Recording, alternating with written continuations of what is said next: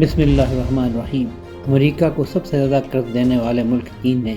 چپکے سے امریکہ کے خلاف اقتصادی جنگ کا آغاز کرتے ہوئے اپنے بینکوں اور سرمایہ کاروں کو امریکی حکومت کے قرضوں اور ٹریجری بانڈز میں اپنی $300 ارب کی سرمایہ کاری کو کم کرنے کی ہدایت کر دی ہے، جس کے نتیجے میں عالمی منڈی میں امریکی ڈالر کی قدر میں 1% تک کمی ہو گئی ہے۔ امریکی اور بین الاقوامی میڈیا نے رپورٹ کیا ہے کہ چین میں ریگولیٹر نے بینکوں پر زور دیا ہے کہ وہ ارتکاز کے خطرے اور امریکی ڈالر کے نرخوں میں اتار چڑھاؤ کو مدنظر رکھتے ہوئے امریکی قرضوں کی ہولڈنگ کو کم کریں۔ چینی ریگولیٹر کا کہنا ہے کہ عالمی منڈی میں امریکی ڈالر عدم استحکام سے دوچار ہے،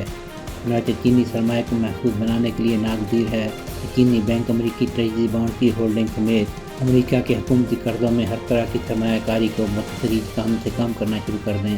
رپورٹس کے مطابق اس اقدام کے نتیجے میں امریکی ٹریجریز میں سرمایہ کاری کے لیے بنائے گئے امریکہ کو بیچیں کے نام سے تجارتی ہب اور ڈالر کی اپیل کے بارے میں امریکہ اور چین کے درمیان تازہ بات چیت کا امکان ہے، جبکہ چینی بینکوں پر زور دیا گیا ہے کہ وہ بانڈ اور دیگر صورتوں میں امریکی حکومت کے قرضوں کی نئی خریداریوں کو محدود کر دیں، جبکہ زیادہ ایکسپوجر رکھنے والوں سے کہا گیا ہے کہ وہ اپنی سرمایہ کاری واپس لینا شروع کر دیں۔ چین کے اہم فیصلے کے بعد گزشتہ ہفتے کے دوران ٹریجری کا منافع جو قیمتوں کے برعکس منتقل ہوتا ہے اس کی قدر میں معمولی اضافہ دیکھا گیا، مگر ڈالر انڈیکس میں تقریباً 1% کمی کے ساتھ ڈالر میں تیزی سے کمی واقع ہوئی اور گرین بیک حالیہ کمی کے بعد 4 سال کی کم ترین سطح پر پہنچ گیا۔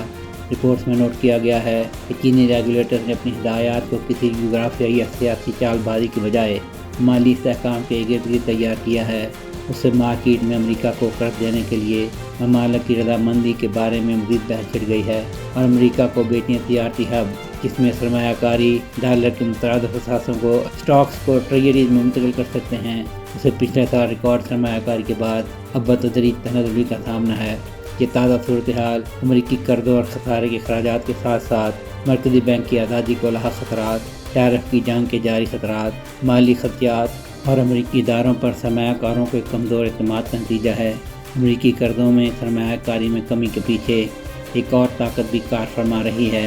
جس نے پچھلے سال سے اب تک سونے اور دیگر قیمتی دھاتوں میں سرمایہ کاری کو فروغ دیا ہے۔ چینی ریگولیٹر نے اس بات کی وضاحت نہیں کی کہ ان کے خیال میں چینی بینکوں کو اس وقت امریکی قرضوں میں کتنی نمائش رکھنی چاہیے، تاہم اعداد و شمار سے پتہ چلتا ہے کہ دسمبر 2025 تک چینی بینکوں کے پاس مجموعی طور پر 298 ارب امریکی ڈالر کے بانڈ تھے، لیکن یہ وعدہ نہیں ہے کہ ان میں سے کتنا امریکی ٹریجری قرضہ ہے۔ سہیل شہریار، خاکسار نیوز۔